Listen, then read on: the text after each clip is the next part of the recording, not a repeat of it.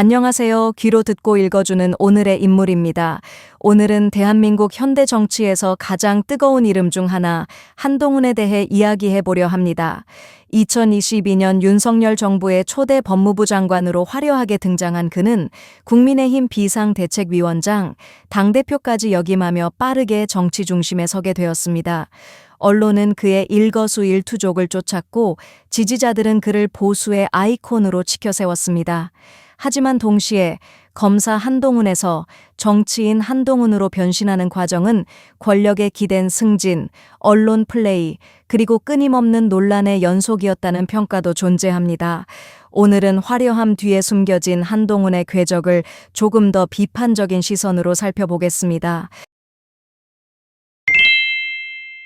1973년 서울에서 태어난 한동훈은 서울대 법대를 졸업하고 제37회 사법시험에 합격한 뒤 1998년 사법연수원을 마쳤습니다. 공군 군법무관 복무를 거쳐 2001년 서울지검검사로 임관하면서 본격적인 검사 생활을 시작했습니다. 그의 검사 시절은 특수통으로 불리며 화려했습니다. 2003년 SK그룹 분식회계 사건으로 최태원 회장을, 2004년 대선자금 수사로 서청원 전 대표를 구속하며 강단 있는 검사라는 이미지를 쌓았습니다. 이후 현대차 정몽구 회장, 정운표 국세청장, 양승태 전 대법원장까지 굵직한 권력형 비리를 수사하며 살아있는 권력에도 칼을 든다는 평가를 받았습니다. 그러나 그의 수사 방식은 언제나 논란을 불렀습니다. 재벌 정치인을 겨냥한 수사가 정의라기보다는 검찰의 권력 과시였다는 비판, 그리고 무엇보다 윤석열과의 관계가 결정적이었습니다. 특검 시절 함께 활동하며 윤석열 사단의 핵심으로 자리 잡았고, 이는 그가 이후 검찰 내에서 승승장구하는 발판이 됩니다. 경제 공동체와 같은 독창적 법리를 통해 박근혜 최순실 사건에서 성과를 냈지만 정치적 해석 여지가 많다는 지적도 있었습니다. 2019년 그는 46세의 나이에 대검 반부 폐강력 부장으로 초고속 승진했지만 조국 전 장관 수사로 정권과 정면 충돌했습니다. 이로 인해 좌천성 인사를 4차례나 겪었고 그 과정에서 오히려 보수 진영의 희생양으로 이미지가 굳어졌습니다. 요컨대 검사 시절 한동훈은 화려했지만 검찰 권력을 정치적 무기로 활용한 상징이기도 했습니다. 2022년 윤석열 정부가 출범하자마자 한동훈은 법무부 장관에 임명되었습니다. 윤석열의 최측근이자 정치적 파트너라는 점에서 이 인사는 이미 예견된 수순이라는 평가가 많았습니다. 장관 시절 그는 국회에서 야당 의원들과 거친 설전을 벌이며 언론에 수없이 오르내렸고 그 과정에서 팬덤을 형성했지만 동시에 정치 검사라는 비판은 더욱 짙어졌습니다. 검찰 인사를 장악하고 수사권을 지키려 했던 그의 태도는 검찰 공화국의 상징이라는 오명을 낳기도 했습니다. 2023년 12월 법무부 장관직을 내려놓고 국민의힘 비상대책위원장으로 깜짝 발탁되면서 본격적인 정치 무대에 올랐습니다. 하지만 정치 경험이 전무한 그에게 총선을 지휘하는 역할은 버거웠습니다. 2024년 총선에서 국민의힘이 참패하자 그는 곧바로 책임론에 휩싸였고 비대위원장직에서 물러날 수밖에 없었습니다. 이후 2024년 6월 그는 국민의힘 당대표 선거에 출마해 당권을 쥐었습니다. 그리고 10월 재보궐선거에서 승리를 거두며 한때 정치적 입지를 회복하는 듯 보였습니다. 하지만 이 과정에서도 스타일은 있지만 내실은 없다는 비판이 따라붙었고 중도층에게는 오만하고 공격적인 이미지로 각인되었습니다.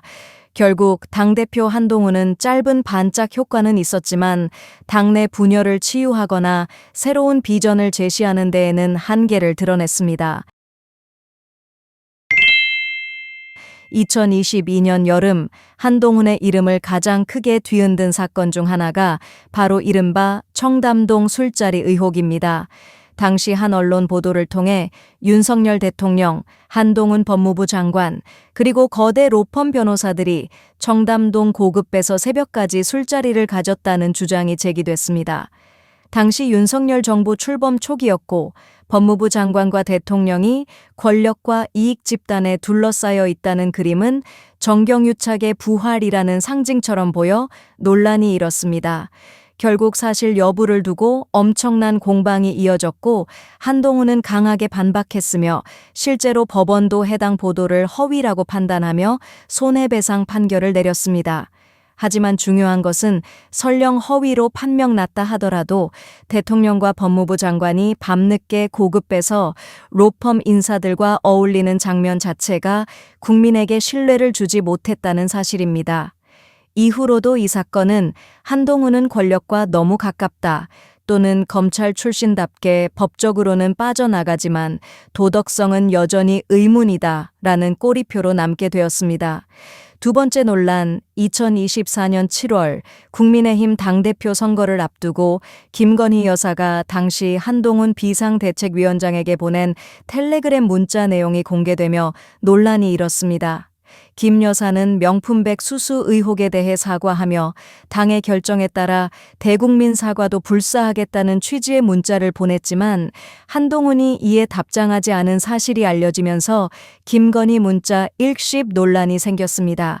한동훈 측은 사적 연락이 공적 논의에 부적절하며 문자 내용 자체도 사과 의사보다는 사과를 하면 안 되는 이유가 담겨 있었다고 해명했지만 여러 가지 말들이 오갔고 국민의힘 내부 갈등이 표면화되는 계기가 되었습니다.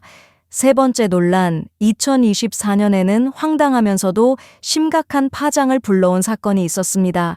바로 국민의힘 온라인 당원 게시판에 한동훈이라는 이름의 아이디로 글이 올라온 사건입니다. 문제는 그 글의 내용이었습니다. 단순한 의견 아니라 당시 윤석열 대통령과 김건희를 노골적으로 비하하고 조롱하는 내용이 담겨 있었기 때문입니다. 본인이 쓴 적이 없다고 하였지만 한동훈 이름 말고도 모친, 아내, 딸, 장인, 장모의 이름으로 작성된 글들이 900개 정도 발견이 되었습니다. 해당 글은 곧바로 당내에 큰 파문을 일으켰고 당대표였던 한동훈은 내가 쓴 글이 전혀 아니다 라며 강하게 부인했지만 파장은 쉽게 가라앉지 않았습니다. 어찌 되었든 중요한 것은 당대표가 내부 혼란을 제대로 수습하지 못했다는 점이었습니다. 그는 해당 사건을 단순 해프닝처럼 넘기려 했지만 이미 온라인과 언론을 통해 퍼져나간 여론은 그보다 훨씬 심각했습니다. 결국 리더십 부재, 위기 관리 능력 부족이라는 평가가 뒤따랐고 한동훈은 국민의힘 지도자로서 신뢰를 잃기 시작했습니다. 검사 시절 칼 같은 수사로 이름을 떨친 인물이 정작 자기 당에서 벌어진 혼란조차 정리하지 못한다는 점은 많은 이들에게 아이러니로 다가왔습니다.